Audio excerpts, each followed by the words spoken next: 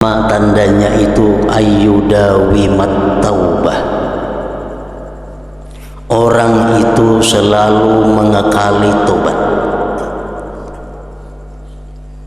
Orangnya selalu bertobat kepada Allah.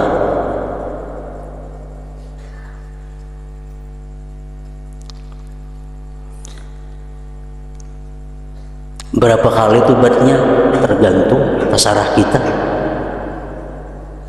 Pokoknya tobat kepada Allah itu merupakan sesuatu pekerjaan yang wajib kita jalani. Pekerjaan yang wajib kita kerjakan setiap hari agar kita tergolong dalam orang-orang yang dapat ampunan Allah Subhanahu wa taala. Rasulullah pun memberi contoh, inni la atubu ilallah fil yaum 70 marrah, rawahu Nasa'i. Sesungguhnya aku tobat kepada Allah dalam sehari 70 kali, kata Rasulullah sallallahu alaihi wasallam. Tobat itu intinya adalah menyesali. Kenapa menyesali? Karena melakukan sesuatu yang menyakitkan, karena telah melakukan sesuatu yang membahayakan diri. Jadi sebelum kita menyesali, kita mesti tahu bahwa dosa yang kita lakukan itu adalah membahayakan diri kita, menyengsarakan diri kita, lalu kita menyesal. Nah, itu intinya tobat kepada Allah Subhanahu wa taala. Rasulullah bersabda, innal abda la yuznibu fa idza dzakarahu ahzanahu fa idza nazarallahu ilaihi annahu ahzana wa qalalahu akhrajahu Abu Nuaim bil Hilyah. Kata Rasulullah, seseorang hamba dia berbuat dosa,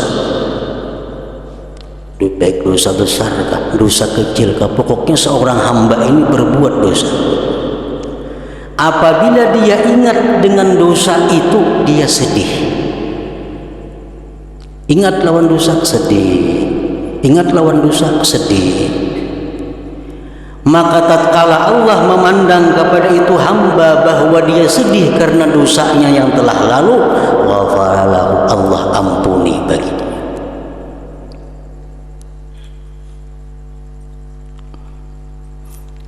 Dalam hadis yang lain Rasulullah menyatakan sebagaimana dikutip oleh Imam Al-Ghazali dalam kitab Ihya Ulumuddin, bahwa kata Rasulullah ada dosa yang membawa seorang hamba ke surga.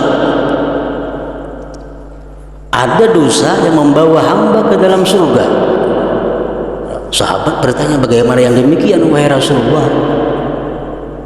Dia berbuat dosa, kata Rasulullah, kemudian dia sakit hati, kemudian dia menyesal, kemudian dia sedih. Ingat dosa, dia sedih. Ingat dosa, dia sedih. Ingat dosa, dia sedih.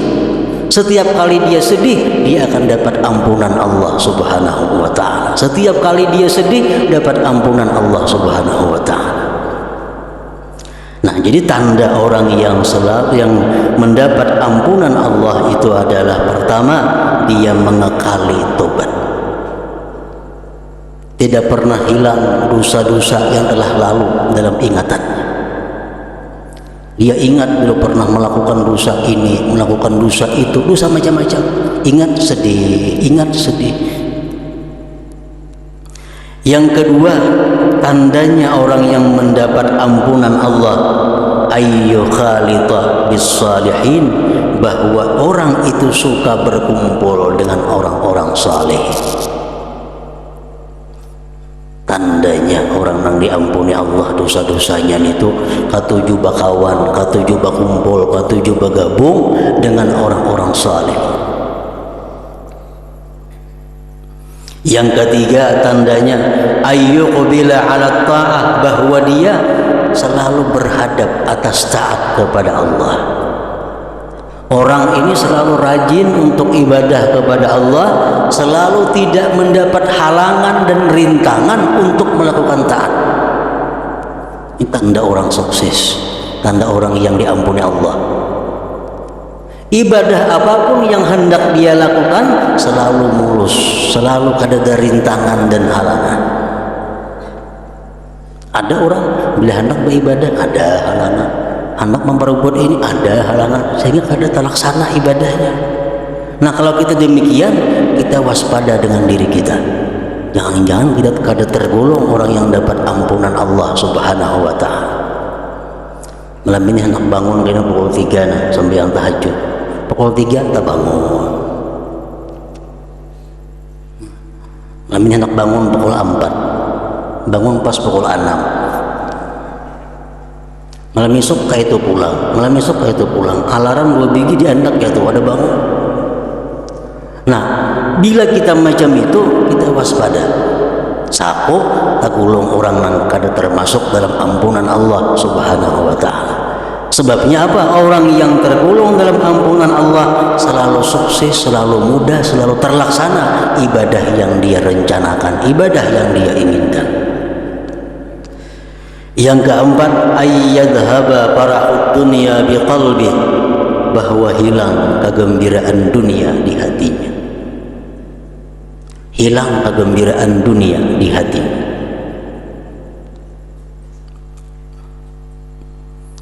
Contohnya, kalau kita datang duit untung usaha kita 1 juta rupiah,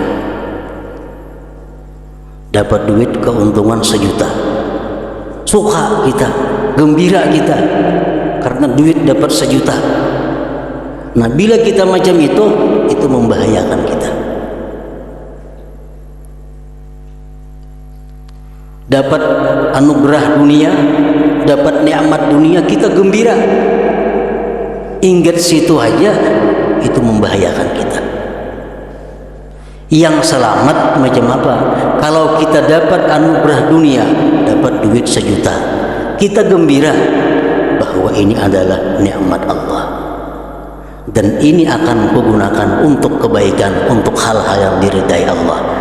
Dengan duit 1 juta ini aku senang. Kenapa? Karena aku bisa mengungkusi ini, bisa membantu itu, bisa sagan itu, sagan kebaikan macam-macam. Nah, itu kada termasuk gembira dengan dunia.